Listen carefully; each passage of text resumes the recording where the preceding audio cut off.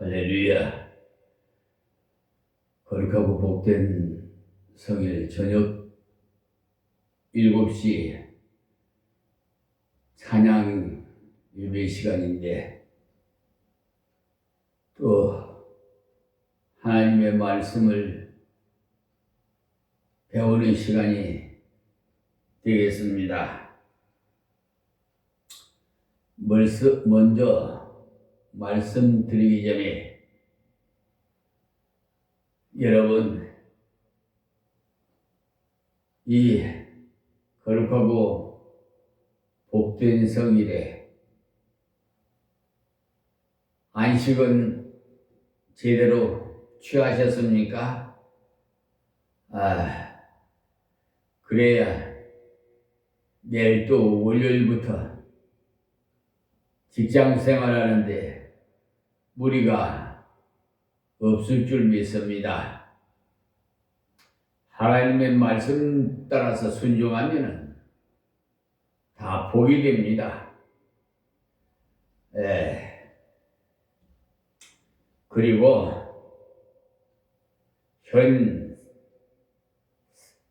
여러분들은 잘 모르니까 실질적으로 법에 대해서 법정 싸움을 법률을 알아가지고 하면은 제 심정을 말하는 심정을 좀 이해하실 건데 대부분 보면은 무관심해요. 내하고는 관계가 없다 이래가지고 그냥 무관심하기 때문에 사법부를 지금 현재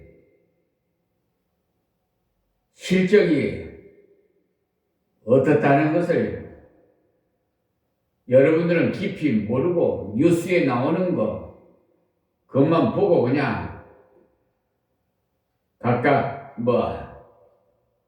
판단할 줄 믿습니다. 그런데 저는 20여 년 동안이나 법정에 다닌 사람이에요. 법률가로서.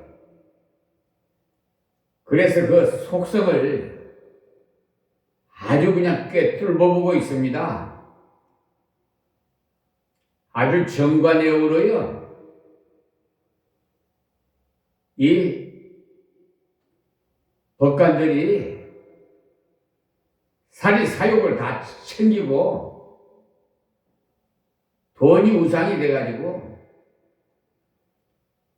완전히 국민 위에 군립하고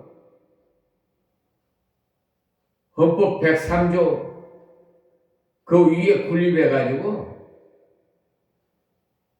자기 임의대로 흙을 백으로 흙으로 그렇게 판결하고 처분하고 결정하고 그래요. 그래서 하나님께서 이번에 이재명 대통령을 이 나라의 대통령으로서 하나님께서 세우셨어요. 그 국민이 투표했지만은 여호와 일에 하나님께서 다 준비하신 대통령이에요. 거기에 참모진 그동안 6개월 동안에 했던 거 발표한 것도 여러분 실적에 대해서 뉴스를 통해서 잘 보신 분들은 이해하실 겁니다. 정말 전 정부에 끔찍했던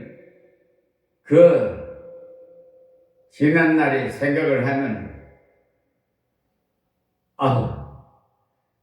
정말 소름이 칠 정도니까 지금 사법부를 완전히 개혁하는데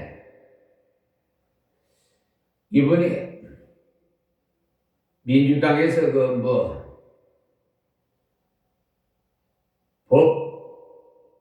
뭐, 외조죄인가? 법 외조죄란가? 이게, 하여튼, 법관들이 자기 임의대로 그냥 군립해서 하는 거, 거기에 대한 제재를 하는 거예요, 이제. 올바르게 하는 거예요.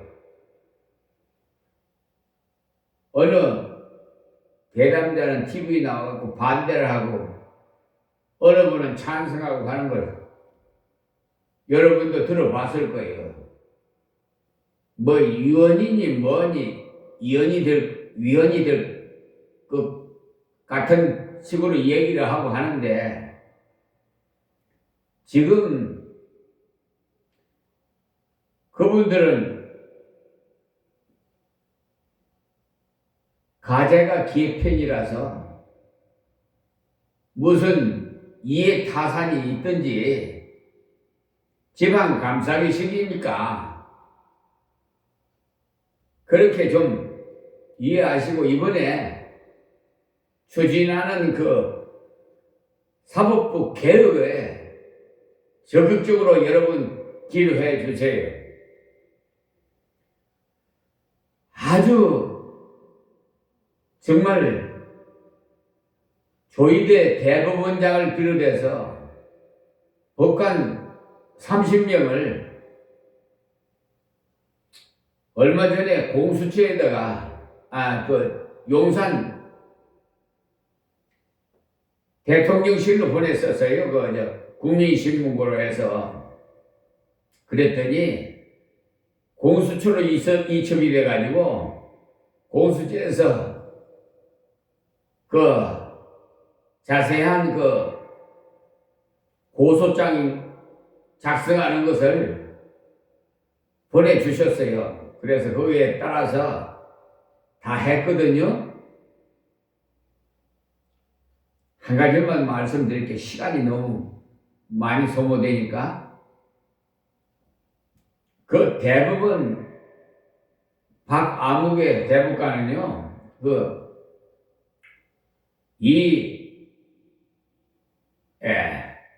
흥부 대법관이고 또 오경미 대법관이요.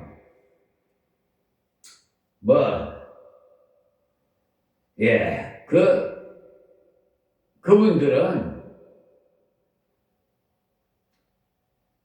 대부분의 나이 사건 검색 창에 사건 번호하고 이름 올리면 거기 나옵니다.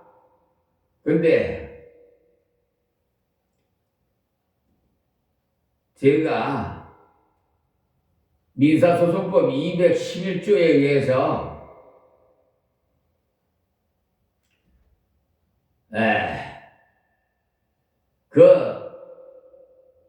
결정 불복 신청을 했어요. 그러니까 카경 2025년 카경 7일 부여가 됐어요. 근데 카경 7이 뭐냐? 양도면 소재지에 있는 임마누엘 교회 부지가 언양 김씨 문중 땅이에요. 1년에 지료를 내고 지상권인 교회가 지상권이 있어요. 지상권이 있는데 계약을 하면은 일반 이런 임대하고는 틀려요. 15년을 한번 계약하면 그래요. 그리고 임대법에 보면 인상하는 5% 이상 올릴 수가 없어요. 그러니까 그런 세밀한 것까지도 하나님께서 다 가르쳐 주셔서 제가 법률가가 됐답니다. 그러니까 나는 무식하지만은 나의 스승인 예수님께서 변호사가 돼가지고 저를 제자로 삼아서 가르쳐 주셨거든요. 그래서 선생님은 한 분이에요. 예수님 한 분뿐이에요. 그렇기 때문에 나는 무식하고 나를 속일 수도 있어요. 그런데 내 안에 계신 하나님은 속일 수 없어요. 한번 찍혔다 하면은 그것은 회개하지 않은 경우에는 하나님께서 그에 해당하는 보험을 채찍을 때려요. 생명을 앗아갈 수도 있어요. 자손 3, 4대까지 저주가 임할 수도 있고요. 무서워요. 하나님은 공의의 하나님의 사랑의 하나님이시지만은 그런데 그 카겐치를 싹 삭제를 해버리고 제마 1, 2, 4로 바꿔가지고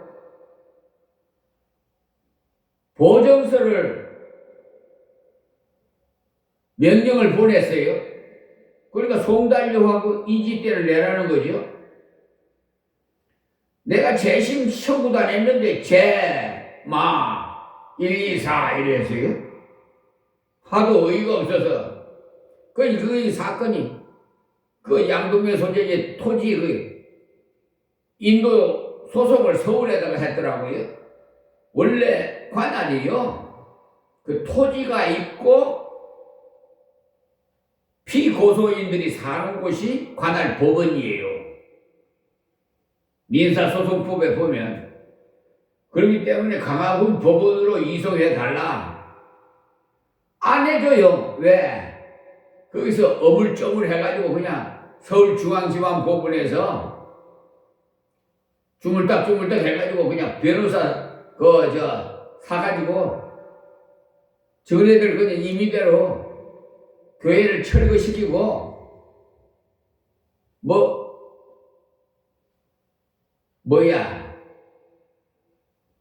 오히려 무슨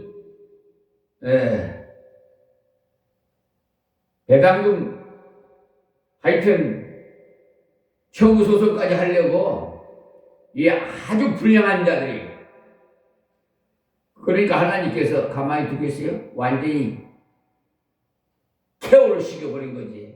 이게 다 하나님 하시는 일이에요. 대법원장이 박연재인가? 하여튼 그 술책을 쓰는 분이 형법 제227조 2에 해당하는 죄를 지었는데 그거는 벌금형이 없어요.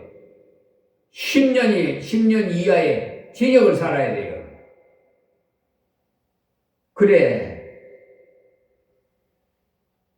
왜냐? 그것을 변작을 해버린 거야. 가경치를 삭제를 해버리고 제마 1, 2, 4로 변작을 해놓은 거야. 이 못된 대법관이. 그래서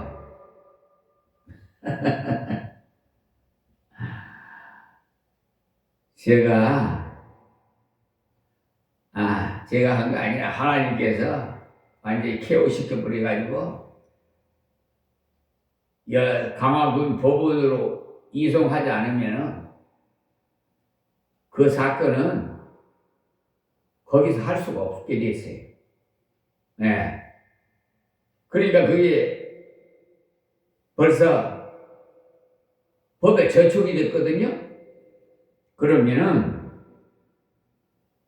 그게 해당을 해서 내가 용산 대통령실로 보내겠는데 용산 대통령실에서 공수처를 보냈어요. 그래서 고소장을 세밀하게 이렇게 써서 보내달라고 양식을 보내주더라고요. 그래서 싹 해줬어요. 무려 조희대 대법원장을 비롯해서 29명이에요. 그래서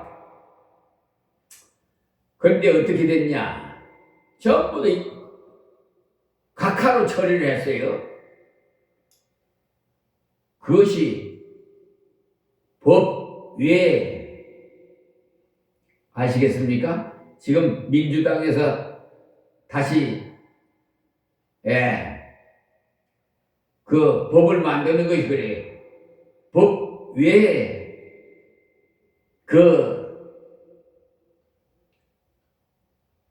그러니까 죄를 범하는 자들, 그게 해당하는 그런 공작 부리는 자들, 집안 감싸기 하는 사람들, 그러니까 죄인도 아닌데 죄인으로 그냥 이렇게 몰아가지고 그냥 공소하고, 또 억울하게 당한 사람들 그냥 싹 집 눌려가지고 그냥 저네들 세상이야. 그냥 기득권 세대. 참으로 잘한 거예요. 지금 하나님께서 다 하시는 일이거든요. 법에 뭐든 그 법이라고 뭐 지금 올해 안에 그 통과를 한다고 그러는데 참 잘하네. 하여튼 싹 사법부를요, 그분들이 법관들이 특정지 공무원이에요. 국민의 머슴이에요. 감히 주인을 딛고 올라서 가지고 자기들이 우지자지하는 거예요. 혈세를 받으면서. 지금 그 법이 있는데도 소용이 없잖아요. 형사소송법, 형법으로 그 고소했는데도 각하. 확실한 증거가 있는데도 각하. 거의 전부 다 조희대 대법원장 법관 징계 청구서를 제가 올렸어요. 저는 잘못한 사람들 법관 징계, 법관 조직법에 의해서 법관 징계법에 또 법관 규칙이 있어요. 징계 규칙이 있고, 하여튼 법이 있고, 뭐 하여튼 그거 참 복잡합니다. 거기에 해당하는 걸 세밀하게 다 적어가지고 했는데, 그 법관 징계를 누가 하느냐? 대법원장, 조희대 대법원장이요, 징계위원회를 지명해서 대법관 중에 지명을 해야 돼요. 근데 그걸 안 했어요. 지방 감사기. 왜? 자기 식구니까 대법원에. 그래가지고 안 했기 때문에 뭐예요? 직무유기예요. 그렇죠? 거기 징계위원회 규칙에 보면 청구인이 청구한 날부터 징계위원회를 설치해가지고, 그러니까 조희대 대법원장이 대법관을 지명해서 징계위원회를 설치해서 60일 내로 그걸 결정을 해야 돼요. 무슨 사정이 있으면 한 30일 연장을 할 수가 있어요. 1차. 그러면 최고 90일 내에는 저한테 원본을, 징계 처리한 원본을 보내줘야 돼요. 근데 안 보내줘. 그러니까 안 한 거죠. 그러니까 직무유기죠. 형법 123조 직무유기예요. 분명히 직무유기래요. 이렇게 명백한데도 각하. 우리 법은 평등해요. 직위 고하를 막론하고 법은 평등합니다. 헌법에. 헌법 제 11조인가 12조인가 법은 평등하다고 했어요. 어쨌든 행복을 추구할 수 있는, 우리 침해 당할 당할 수 없어요. 다 공무원이 헌법 10조에 보면요. 공무원이 국민을 책임져야 돼요. 근데 이 엉터리야. 지금 현재 이렇게 법이 있는데도 지키지 않거든요. 그러니까 이제 이번 정부에서 법 외에 법 외에 위법한 자들을 이제 죄를 법을 만드는 거예요. 그럼 법관들 다 고소하게 돼 있어요. 이제 알겠습니까? 해서 법관이라도 다 평등해요. 그건 참 잘한 거예요. 그러니까 여러분들 많이 기도해 주시고요. 많이 길었습니다. 네, 오늘 강의 설교로 고린도후서 5장 16절부터 21절 말씀드리겠습니다. 그러므로 우리가 이제부터 아무 사람도 육체대로 알지 하노라. 비록 우리가 그리스도도 육체대로 알았으나 이제부터는 이같이 알지 아니하노라. 그런즉 누구든지 그리스도 안에 있으면 새로운 피조물이라. 이전 것은 지나갔으나 보라 새 것이 되었도다. 모든 것이 하나님께로 났나니 제가 그리스도로 말미암아 자기와 화목하게 하시고 또 우리에게 화목하게 하는 직책을 주셨으니 이는 하나님께서 그리스도 안에 계시사 세상을 자기와 화목하게 하시며 저희의 죄를 저희에게 돌리지 아니하시고 화목하게 하는 말씀을 우리에게 부탁하셨느니라. 이러므로 우리가 그리스도를 대신하여 사신이 되어 하나님이 우리로 너희를 권면하시는 것 같이 그리스도를 대신하여 간구하느니 너희는 하나님과 화목하라. 하나님이 죄를 알지도 못하신 자로 우리를 대신하여 죄를 삼으신 것은 우리로 하여금 저희 안에서 하나님의 의가 되게 하려 하심이니라. 아멘. 고린도후서 5장 16절에서 21절 말씀을 봉독해 드렸습니다. 이 말씀은 바울 사도가 자신이 직책에 관한 사명을 말씀한 건데요. 그러나 바울 사도에게만 해당되는 거 아닙니다. 우리 모든 그리스도인들에게 해당되는 말씀이기 때문에 이렇게 기록해놓고 이렇게 가르치라고 오고 오는 모든 후손들에게 이렇게 기록을 남겨둔 것이에요. 그 중에서도 말씀을 전하는 사역자들이나 교사들이나 전도자들에게 더욱 의미가 깊은 말씀입니다. 사실은 14절부터 보충해서 읽어보는 것이 좋은데, 자, 14절에서 15절을 한번 읽어보고 연결해 나가겠습니다. 그리스도의 사랑이 우리를 강권하시도다. 우리가 생각한데 한 사람이 모든 사람을 대신하여 죽었으며 모든 사람이 죽은 것이라.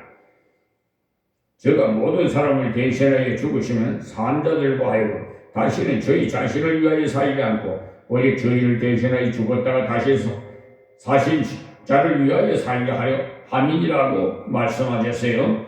그러니까 우리가 왜 주님을 위해서 살아야 하느냐? 주님의 사신이 되어 살아야 되느냐? 그 이유는 주님의 사랑이 우리를 강권하시기 때문에 그 사랑이 바로 우리를 대신해 죽으신 사랑이에요. 우리를 위해 온전히 희생하신 사랑이에요. 우리를 대피해서 죽으셨으니 우리도 다 죽은 것이나 같아요. 그러니 고집 나의 사상은 없어지고 오직 나를 살려주신 주님을 위해서 사는 것이 당연하다는 것을 말씀하는 겁니다. 바울 사도는 이 정신으로 살았기 때문에 인간적으로 볼 때는 그의 삶 전체가 고생 목록이 되다시피 살았어요. 그는 조금도 후회하지 않고 담대히 증거의 사명을 다했습니다. 우리도 다른 어떤 것보다도 먼저 알아야 되는 것은 그리스도의 희생의 복음입니다. 그리스도께서 나를 위해 죽으셨으니 내가 그분을 위해 사는 것은 당연한 것이기 때문에 자랑할 것이 못돼요. 그러니까 당연한 것인 줄 아시고 우리 몸을 주님을 위해서 헌신해야 됩니다. 바울 사도는 어떤 자세로 그리스도를 위해서 헌신하면서 그리스도의 사신의 사명을 감당했는지 16절부터 보겠습니다.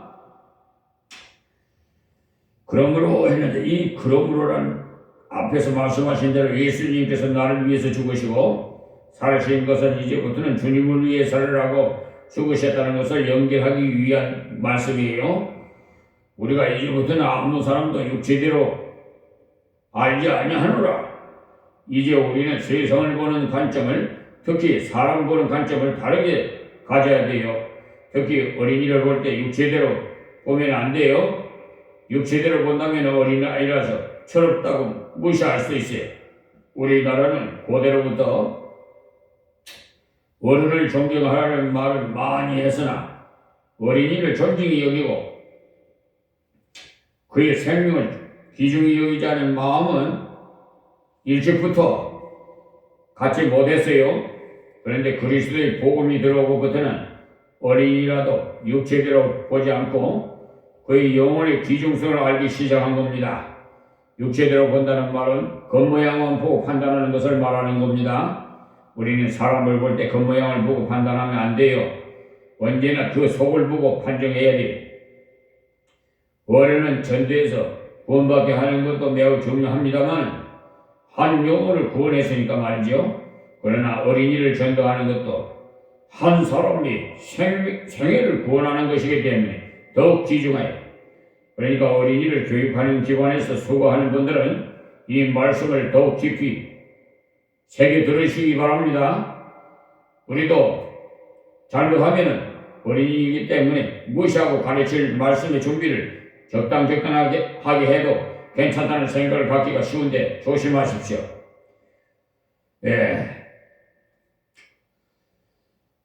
얼마 전에 우리 성교사님이 태국이고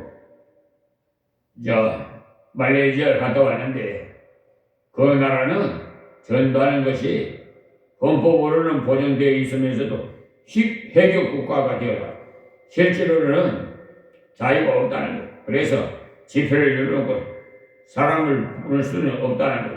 또 노방 전도도 못하고 그래서 할 수 있는 방법은 한 사람씩 집에 불러와서 음식을 대접하면서 전도한다는 겁니다. 다른 선교사님들이 부탁하기를 천천히 인내하면서 선교를 해야 된다고 하더랍니다. 그래서 그들을 복음화시키기 위해서 가장 좋은 방법은 어린이에게 전도하는 것이라니.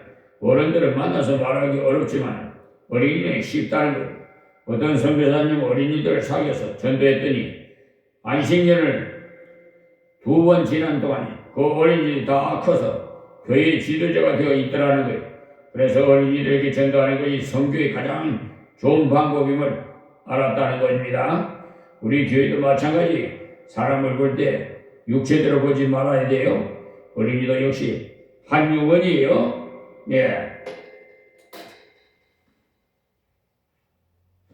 어른도 한 영혼이고. 그런데 복음을 위해서 물질을 투자하는 데 있어서는 어른 중심으로 해 나가고 있는 경우가 많아요. 그렇지만 어린이 전도하는 것이 훨씬 더 용이합니다. 왜냐하면 그들 영혼에 아직까지 때가 덜 묻어서 순수하게 받아들이는 경우가 많기 때문에 그래요. 바울 사도는 아무 사람도 육체대로 보지 않았습니다. 그런데 실제로 사람들은 육체로부터 보아요.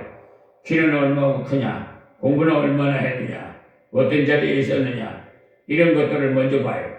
그러나 바울 사도는 복음을 깨닫고 나니까 사람을 볼 때 겉모양을 보고 판단할 것이 아니라 생명을 보고 귀중히 여겨야 된다는 것을 알기 때문에 어디를 가든지 복음을 전했고 어떤 사람에게든지 복음을 전했어요.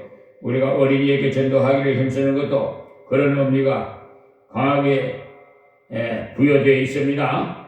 집회 같은 것도 해보면은 어른 집회 때는 대접도 잘하고 하는데 어린이를 위한 집회나 학생 집회를 가보면은 꼭 주인 없는 집회 같은 느낌이 들 때가 있어요. 어른 집회는 사람들이 은혜를 많이 받으면 당장 큰 일을 할 것이다 싶은 생각에 그런 것 같습니다만 육체로 사람을 볼 것이 아니라 그 사람이 가치는 영혼이 있으므로 어린이나 학생이나 다 같이 중요하게 여기고 그들에게 복음을 전하기 위해서 많은 투자를 해야 합니다. 그런데 하는 것이 복음 전하는 데 있어서 하나님의 표징이 된다 이 말씀이 지금은 문명이 발달되어가고 문화가 발달되어서 가면서 복음 전하기가 정말 어려워져 가고 있어요. 왜냐하면 사람들이 자꾸 교만해져 가요. 예, 조금 안다고 세상적인 지식을 좀 배웠다고 사람들이 잘 살게 되고 물질 문명이 발달되고 사람들이 점점 더 교만해지기 때문에 조금이라도 덜 교만할 때 복음을 전해야 되는데 그것이 바로 어린이에게 복음을 전하는 예수님께서 돌이켜서 어린아이가 되지 못하면 천국에 들어가지 못한다고 하시면서 어린아이의 특징을 말씀하시기를 겸손하다고 했어요. 어린이를 키워보면 겸손하다는 걸 알 수가 있는 것이 귀찮을 정도로 물어봐요. 엄마가 만물 박사라도 되는 줄 알고 온갖 것을 다 물어보지요. 이 꽃은 왜 하얗지? 왜 노랗지? 다 묻는데 그것을 다 자기는 모르고 있다는 것을 인정하는 거예요. 그런데 귀찮다고 욱박지르는 것이 아니라 아는 것은 친절하게 말하고 모르는 것은 엄마도 다 모르니까 이 다음에 커서 열심히 배워서 알도록 해라. 이렇게 지혜스럽게 솔직하게 말해주는 것이 바로 어린이를 존중히 여기는 태도입니다. 어린이의 중요한 점이 바로 겸손과 믿음 아니에요. 어린이가 엄마 품에 안겨 있을 동안 다른 어떤 것도 겁나지 않아요. 편안하게 안겨 있으니까. 어린이에게는 겸손과 믿음이 있으니까 그 심정이 기중해. 그래서 어린이에게 복음을 전하기 쉬운 건 바울 사도는요, 육체대로 사람을 판단하지 않고 그 심령을 보고 인간의 가치를 알아라고 말합니다. 비록 우리가 그리스도를 육체대로 알았으나 바울 사도도 성령으로 변화되기 전에는 예수님을 육체대로 알았어. 그는 유대교를 믿고 이서성으로 자기 딸에는 신앙이 있는 사람으로 알았죠. 그러나 성령의 은혜를 입지 못할 때는 눈이 열리지 않아서 사람을 볼 때 육체대로 보았다는 거예요. 그 사람이 형통이나 공부를 얼마나 많이 했는지 생김새가 어떠한지 그런 것 가지고 사람을 판단했다는 겁니다. 그러다 보니까 그리스도까지 육체로 알았다는 거예요. 나사렛에서 무슨 선한 것이 나겠느냐 이런 말은 그것이 바로 육체로 죽임을 안 것이요. 나다나엘이 자기 친구 빌립에게 예수에 대해서 가만 들어보니까 촌떡이 예수겠다라는 거죠. 촌구석에서 무슨 인문이 나가느냐. 지금도 마찬가지에 육체대로 판단하면 꼭 이런 실수를 해요. 예전에 우리 박정희 대통령도 도시에서 태어났습니까? 촌에서 태어났지? 그래도 훌륭한 일을 했잖아요. 이사야 53장에 보면은 예수님을 가르쳐서 육체의 모습에서는 흠모할 만한 모습이 없다고 했어. 화가들이 그려놓은 예수님 모습을 아름답습니다만 그 얼굴에 예수님께서 이런 모습이 아니겠으나 하고 상상해서 그려놓은 거지 실질적으로 예수님 모습 아닙니다. 속지 마세요.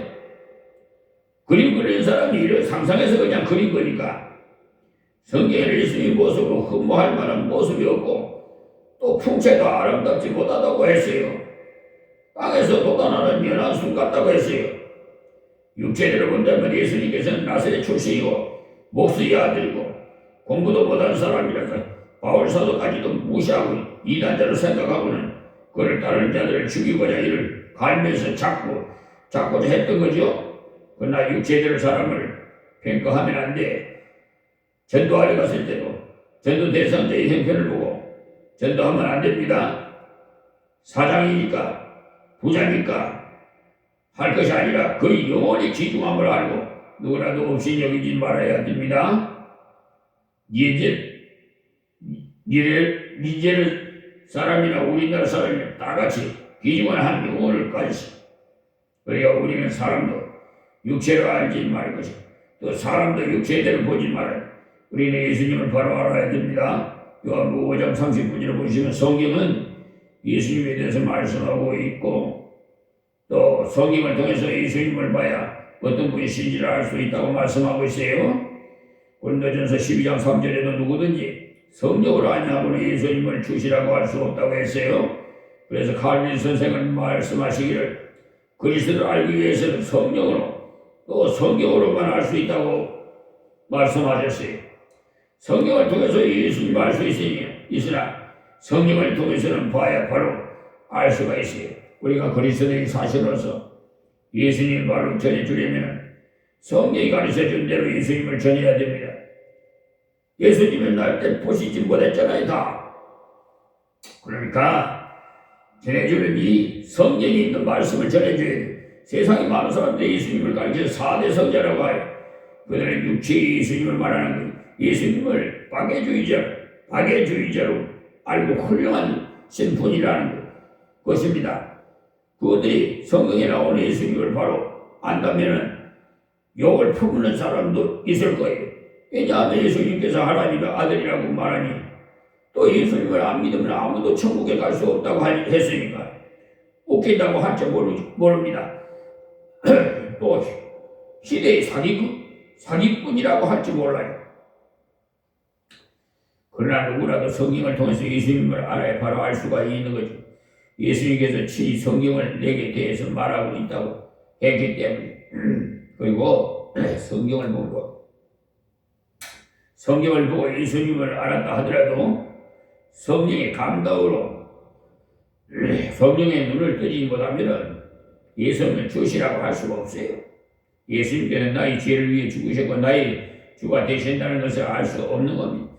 그 때문에 말씀을 전할 때나 전도할 때나 성령께서 감동해 주시기를 기도해야 돼요. 우리가 전도하기 위해서 말씀을 공부해야 함과 함께 기도해야 돼요. 성령의 은혜 없이는 자기도 주시라고 할 수 없을 뿐 아니라 남에게 예수만이 주시라고 전할 수도 없기 때문입니다. 내가 확신이 있어야지 전도할 수 있지. 나도 확신이 없는데 어떻게 전도할 수 있어요?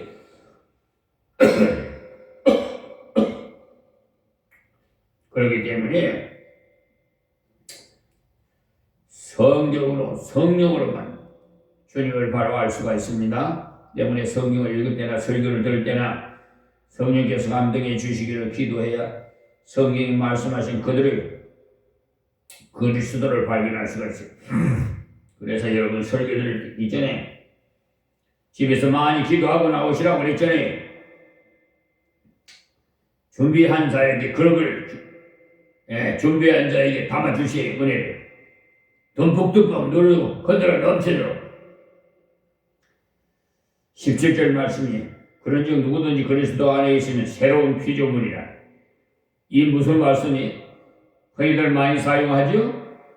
예수님을 성령으로 바로 하니까 예수님이 사람을 거듭나게 하시는 분이시라더라는 거죠. 예수님은 새로운 피조물을 만드시는 창조시라는 거예요. 예수님께 처음에 만물을 창조하셨고 사람을 창조하셨죠. 그러나 인생에 하나님을 배반하고 영적으로 죽었기 때문에 다시 살리는 일을 주님께서 하셨어요. 바울사도가 그리스도를 바로 알고 나니까 그리스도 안에 들어가 버리면 그리스도를 믿으면 새로운 피조물이 된다는 것을 알았습니다. 우리가 예수 믿는 건 어디에 도달하고자 노력하는 것이 아니에요. 열심히 살다 보니까 새벽 기도 열심히 나오다 보니 점점 훌륭한 사람이 되어서 사람이 되어가는 것이 아닙니다. 하나님의 사람은요, 예수님으로 말하면 다시 나무로서 시작합니다. 출생으로 시작되어지 새로운 피조물이 시작되어집니다. 그러나 이런 말씀이 걸림돌이 되는 사람이 많아요. 왜냐하면 새로운 피조물이 되었다고 하니까 사람이 완전히 확 달라져서 버리는 줄 알기 때문에 이때까지 성내던 사람이 성을 전혀 안 내는 줄로 압니다. 이때까지 악한 사람이 선한 사람이 되는 줄로 알아요. 싸움도 전혀 안 하는 줄로 알아요. 그런데 예수를 믿는 자기를 보니까 아직 성도나고 서로 다투기도 하니까 새로운 피조물이 되지 못했으니 앞으로 구원받고도 노력한다는 말이죠. 그 이유는 새로운 피조물에 대한 오해 때문에 그래요. 새로운 피조물이라고 말은 하나님께서 우리를 보실 때 죽었던 네가 예수로 말미암아 살았다. 죽었던 네가 새로운 생명을 얻었다, 새로운 피조물이 됐다라고 하십니다만 장성한 자가 된 것이 아니라 이제 새로 태어난 어린아이 같은 거예요. 어린아이는 시기도 하고 분쟁도 하고 어린아이는 과자 한 조각 때문에 울고 싸우고 그러잖아요. 그러나 나이 30이 되었어도 그런 죄에서 사람이 큰일이. 신앙이라면 그런 것은 점점 사라져 그리스도의 성품을 닮아갑니다.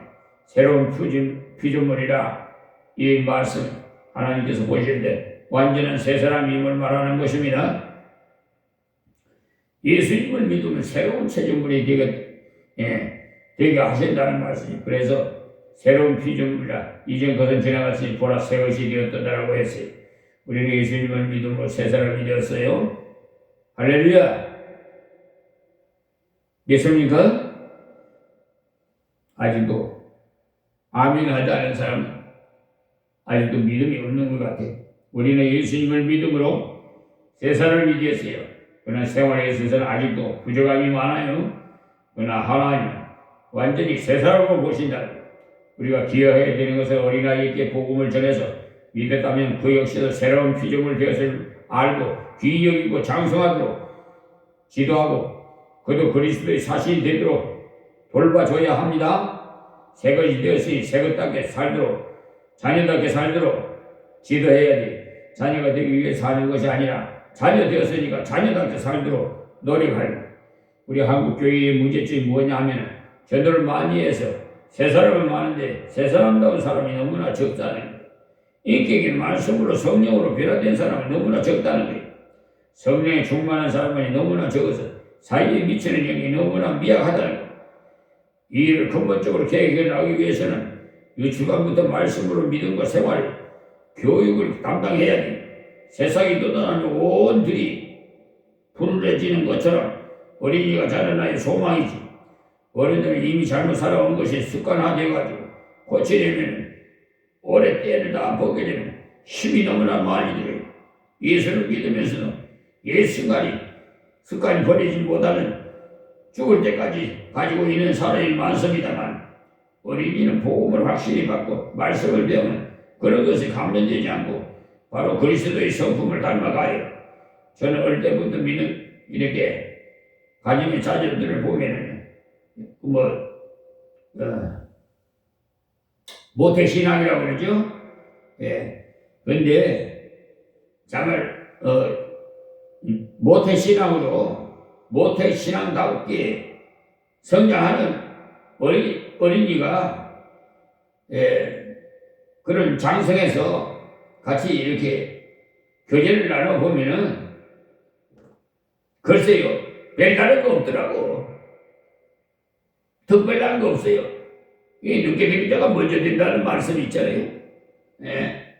18절 말씀에 모든 것이 하나님께로 나느니 제가 그리스도로 말하며 우리를 자기와 화목하게 하시고 또 우리에게 화목하게 하는 직책을 주셨으니 모든 인생은 다 하나님께서 입받고 만물도 다 하나님께서 왔으므로 하나님께 순종하고 굴복하는 것이 당연하게 그렇지 못하고 타락한 거니 그래서 이것을 새롭게 하시기 위해서 그리스도를 통해서 우리가 화목하게 하신 겁니다. 인간들이 왜 하나님과 원수가 되었느냐? 마귀의 유혹을 받아와 하나님을 오해해서 원수가 된 겁니다.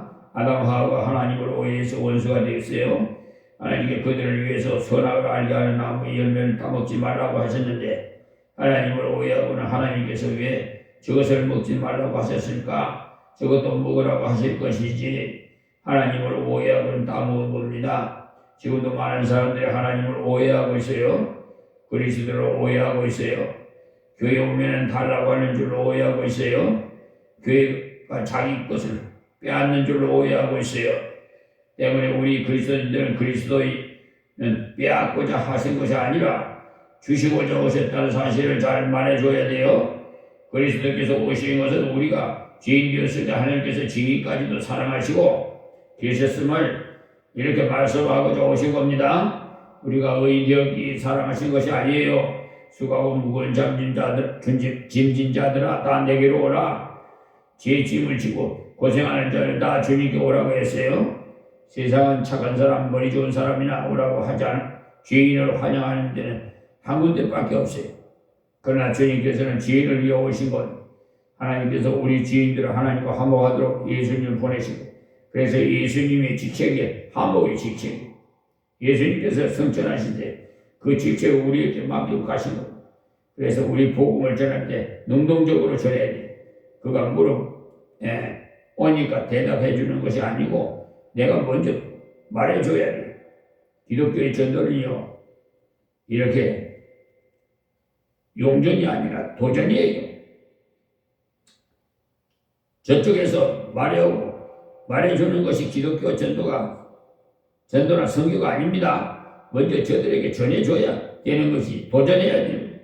환영하기 때문이 아니에요. 하나님께서 오해하고 있는 사람에게 예수님을 보내서 그 오해를 풀어주는 거예요. 그래서 하나님과 화목하도록 하는 거예요. 제가 그리스도를 말하며 자기와 화목하게 하시고 또 우리에게 화목하게 하는 직책을 주셨으니라고 해서 우리의 직책이야말로 평화하게 하는 직책이니까 멋있는 직책, 그것도 시시한 분과 화목하게 한다면 좀 곤란합니다만 우리는 위대하신 하나님과 화목시키는 직책을 가졌으니까 대단한 직책 아닙니까?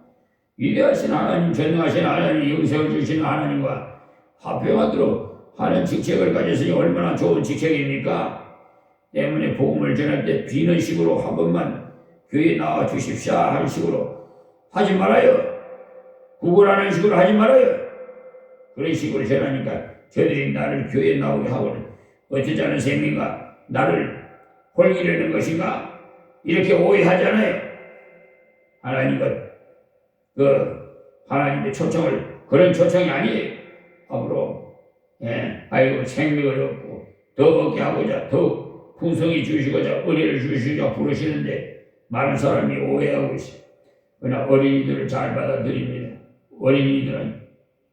어른들은 자기가 다른 사람에게 피해를 끼치면서 살아오다 보니까 주겠다고 하니까 왜인 것을 주겠나? 때가 묻어가지고 말이에요. 구석이 있어가지고 남부터 먼저 의심해. 자기가 나쁜 짓을 했으니까 남도 나쁜 사람으로 치고가 하나님을 자기처럼 생각하여. 그러나 어린이들은요, 때가 덜 묻었기 때문에 화목의 복음을 전하면 그만큼 효과가 크게 나타나요.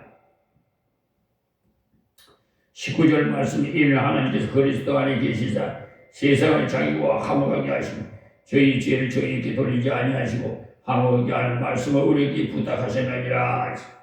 보십시오. 하나님께서 우리 죄를 우리에게 돌리지 않으시고 그 죄를 몽땅 예수님께서 지게 하셨으므로서 해결해 놓으셨고 악수하자고 하셨습니다.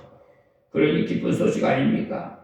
죄를 해결하기 위해서 눈물을 흘려야 되고 무엇을 해야 한다면 기쁜 소식이 될 수가 없어요. 그런데도 많은 사람들이 눈물을 흘려야만이 회개가 된 줄로 알고 있어요. 눈물 나오는 것은 주님께서 나 같은 것을 위해 죽으시다니, 나 같은 것에게 영생을 주시고자 십자가에 지셨구나, 그런 생각을 깨달을 때 감사해서 납니다. 눈물이. 십자가 옆에 있는 강도가 눈물을 흘리기 때문에 영생을 주신 것이 아닙니다. 가만 들으니까 예수님께서 자기를 죽이는 자를 저주하는 것이 아니라 오히려 기도하시거든요.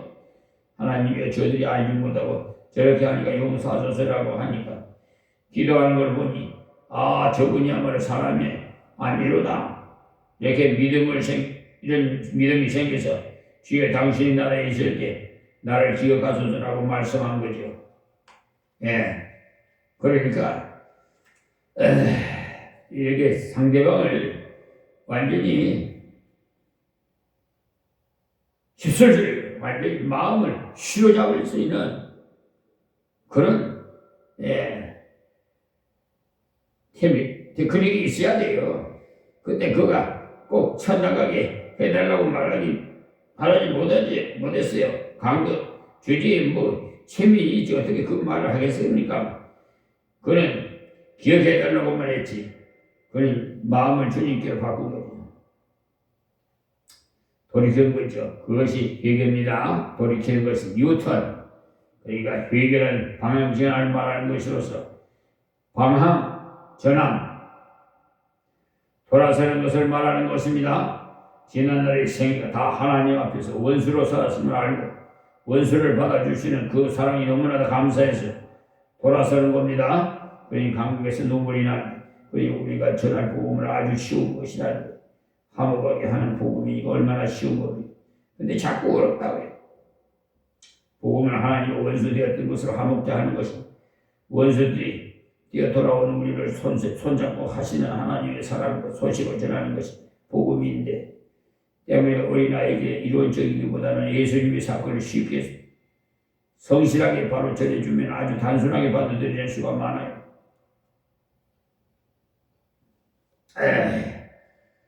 저는 성경 연구를 하다가 하나님께서 우리에게 보내신 사랑의 편지가 성경이라는 것을 알고부터는 성경은 어려운 책이 아닌 걸 알았어요. 처음에는 편지인 줄 몰랐기 때문에 편지인 줄 몰랐기 때문에 어려운 것을 알았습니다. 고린도 후서가 서로 편지라는 것은 어려운 것이 아니에요. 받는 사람이 잘 알아듣도록 쓴 것이 편지이기 때문에 어려운 것이 아니죠. 하나님께서 우리에게 보낸 사랑의 편지가 성경이기 때문에 어려운 것이 아닙니다. 우리말 번역이 오래전에 한 것이라서 국문학으로 봐서 성경은 고전에 속하기 때문에 어렵게 보여요. 궁의이라는 말이나 채울이라는 말은 어려운 말이기 때문에 어려운 감이 있긴 합니다만 사실은 어렵지 않아요. 어린이에게 말씀을 전하는 교사들은 말을 쉽게 풀어서 전하는 연습을 많이 해야 돼요.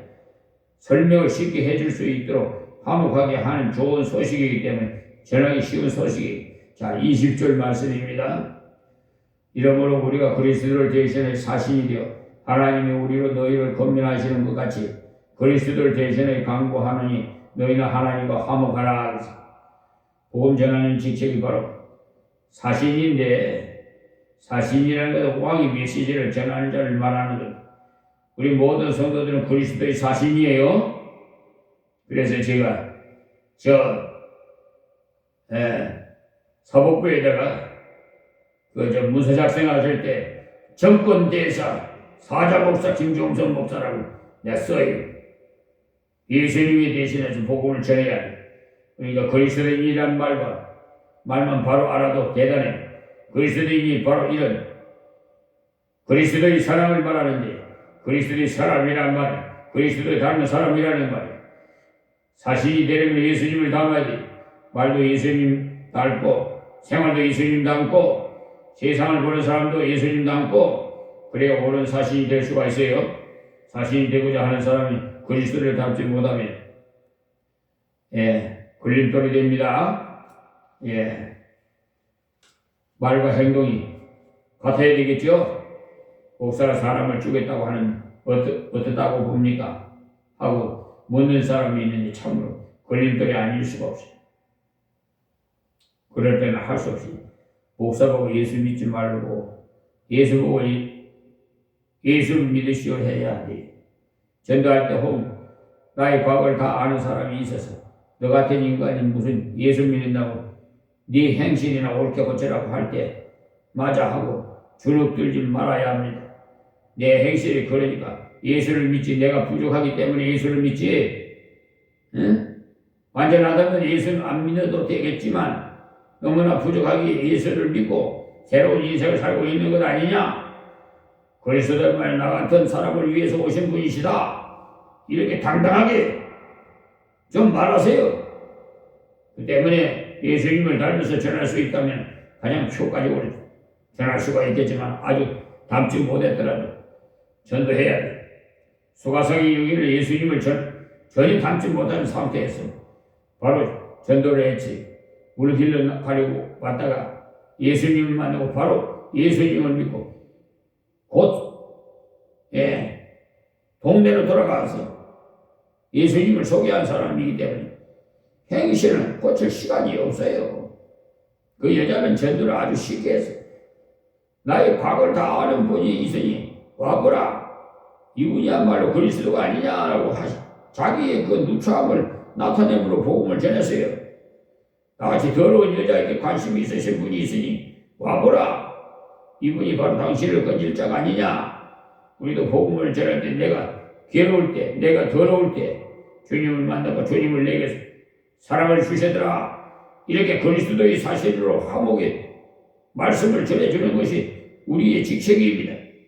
우리가 그리스도를 대신하여 사실이여 하나님 우리는 너희를 권면하시는 것 같이 그리스도를 대신에 간구하느니 너희는 하나님과 화목하라. 이 말씀은 누구에게나 한 말입니까? 고린도 성도들에게 한 말이지요.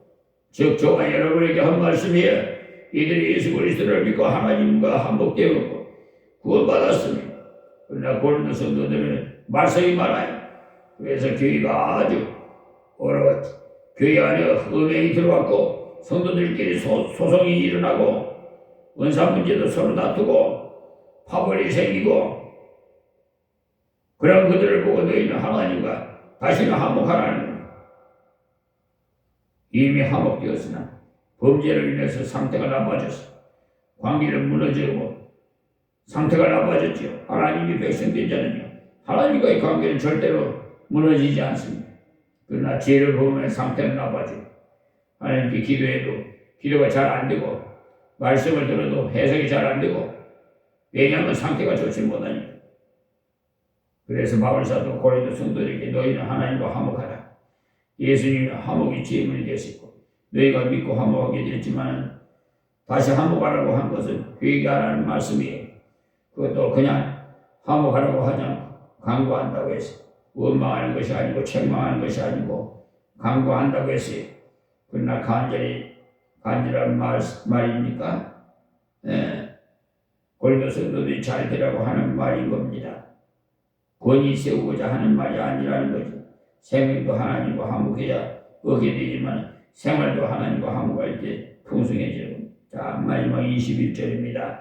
하나님이 죄를 알지도 못하신 자로 우리를 대신해 죄를 삼으신 것은 우리로 하여금 저희 안에서 하나님의 의가 되게 하려 하심이니라.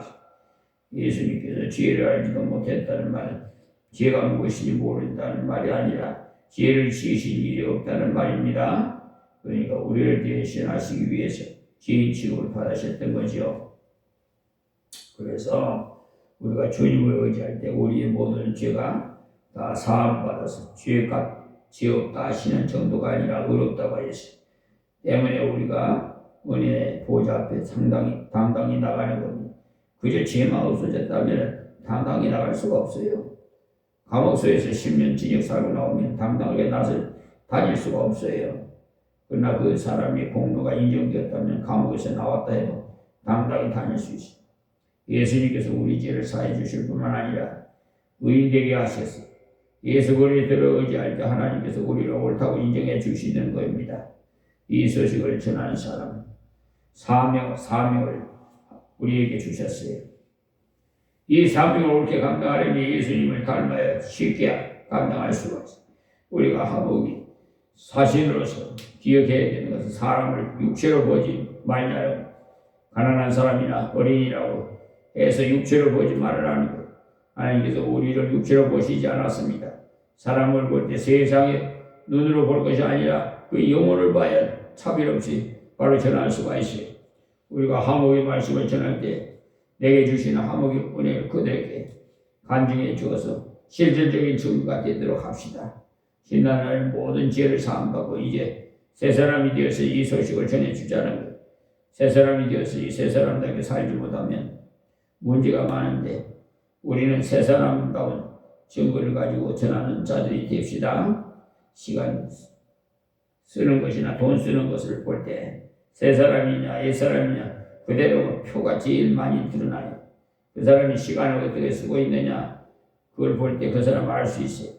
그 사람이 돈을 어디에 쓰고 있느냐 그걸 볼 때 그 사람을 알 수 있어요. 우리의 물질과 시간을 복음을 위해서 투자함으로써 새로운 피조물이 증거를 보이면서 화목의 복음을 전해야 됩니다. 그러기 위해서 먼저 우리 교회가 화목하고 우리 가정이 화목해야 돼요. 화목이 복음을 전할 때 가책이 없어요. 가서 그리스도의 화평을 전할 사람이 집에서 다투고 전한다면 말이 입으로 도로 들어갈 겁니다. 집에서 화평을 깨뜨려 놓고 화평을 전하자니까 자신이 가정스러운 거죠. 때문에 화목의 복음을 전하려면 교회에서나 가정에서나 화평케 하는 자가 되어야 돼요. 화평케 하는 자가 가르쳐서 예수 닮았다고 하면 화평케 하는 자가 되려면 자기를 죽어야 돼. 내 고집을 주장하고 내 선입견을 주장하면 화평이 없어져요. 화평하려면 내 고집을 버리고 다른 사람의 말을 잘 들을 수도 있어야 돼. 자기 주장을 많이 하는 사람은 합평할 수가 없습니다. 듣기는 속히 하고 말하기는 더디 할 줄 알아야 돼요. 교회에서는요, 가정에서든지 합평할 수 있어요. 합평케 하는 자는 뛰어야 담대하게 복음을 전할 수가 있지. 가정에서, 교회에서, 직장에서 합평을 만들어내는 자가 될 때 복음을 담대하게 전할 수 있어. 복잡한 가정에 그 사람이 들어감으로써 합평하게 되고, 복잡한 직장이 그 사람이 인해서 조용하게 되고, 그렇게 하는 사람이 있어요. 그런 사람은 다른 사람이 하기 싫어하는 일을 먼저 하면서 희생하기 때문에 그렇습니다. 우리가 희생해야 되는 것은 복음을 위해서는 한 사람이 생명을 구하기 위해서 희생할 가치가 있어요. 제가 교육 전도사 시절 때요, 정말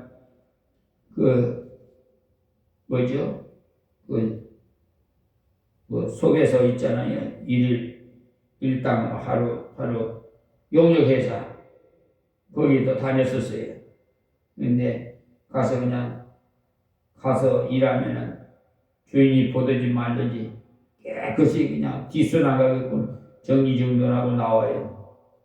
그러니까 나만 찾아요. 그 용역회사에 나가면은 거기는 나온 순서대로 보내거든요. 그런데 또 돈도 더 주더라고. 그래 가서 일하고 전도하고. 그러니까 내가 본을 보여줘야 예수 믿는 사람이 확실히 다르더라. 이걸 나도 예수 믿어야 되겠다 그런 생각이 들 거 아니겠어요? 근데 문제는 희생을 하되 시험으로 한다는 거예요. 한 말을 죽어 살아보자.